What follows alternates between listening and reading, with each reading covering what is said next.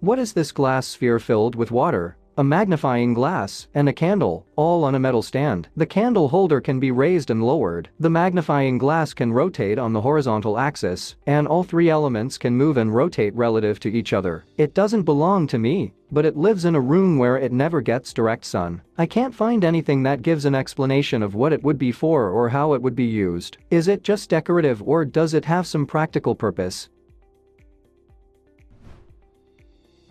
It's a 17th century optical device known as a scotoscope, invented by the English scientist Robert Hooke between 1671 and 1700. It actually helped better illuminate the specimen under view in the microscope. The light generated from an oil lamp passed through a water-filled glass flask to diffuse the light and provide a more even and intense illumination for the samples.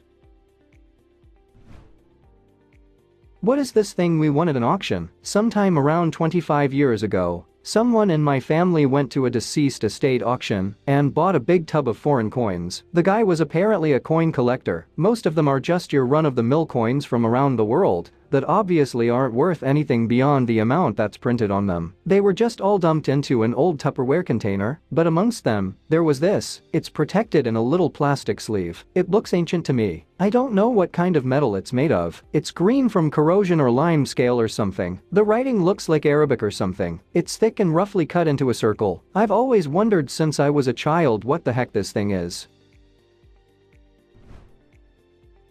It's a Sikh Empire copper paisa coin from the early to mid-19th century. Definitely looks like Gurmukhi script. This coin is probably dated between 1828 to 1849. It was minted by the Sikh Empire, which existed between 1799 and 1849. I'm an expert in ancient coins, as well as Islamic and Indian coins, and I also clean and restore ancient coins for a living. What is this strangely patterned tablet found buried in my backyard in Seattle? It's around 4 by 1 by 5 inches, and it was buried about a meter deep. The writing appears all the way around on the back. Any ideas?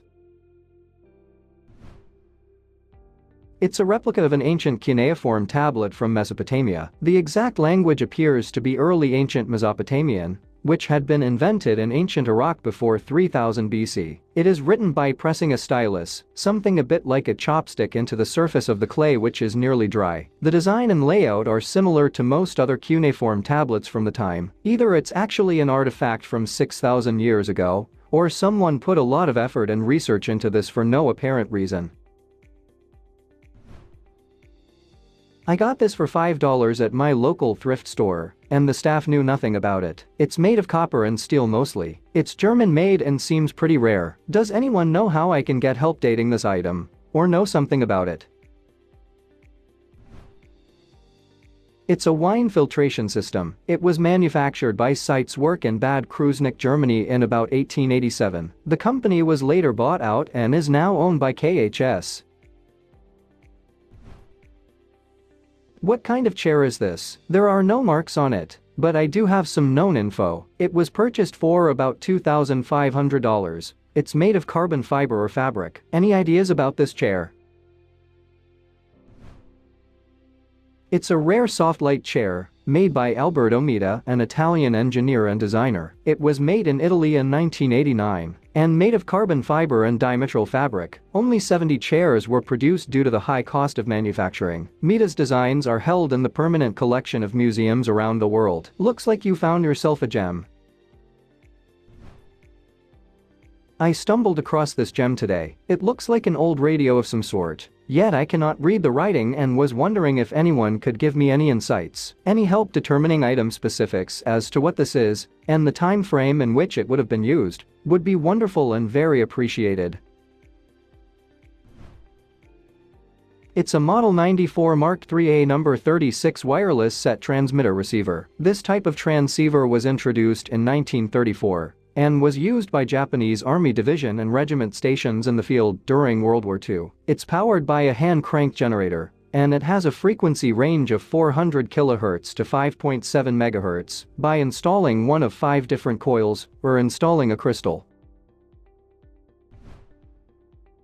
What is this thing possibly used to hold drinking liquids? hence the spigot on the front. My wife is helping me transfer some old belongings of my grandmother and came across this. Any ideas as to what it may be? It's a samovar, possibly Moroccan and from the mid-20th century. It originated in Russia and is traditionally used to heat and boil water and keep it warm for hours. Can someone help identify this gold coin my recently passed grandmother gave me? She told me it was pretty rare, which I assumed to be true because she was a jeweler. However, I do not know anything about it. Any ideas?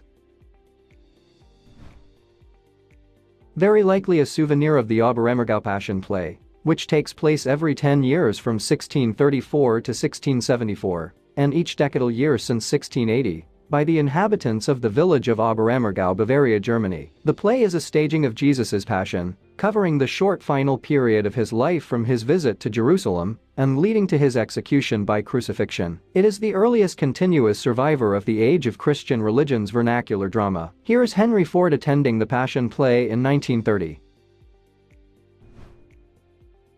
I was recently helping my mom go through my late grandmother's home when we found this tucked away in a rarely used cabinet. Looks like it might be a silver urn for cream. The bottom photo is the logo spider web with a W in the middle and numbers 0659. Any leads will be greatly appreciated.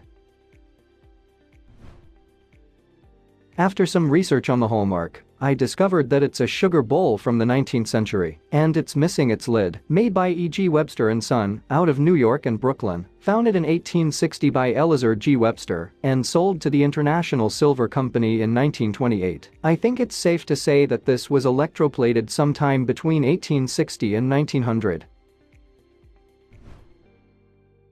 I got these marbles from an antique shop when I was a kid in the early 90s. Can anyone tell me anything about them? Any info would be appreciated.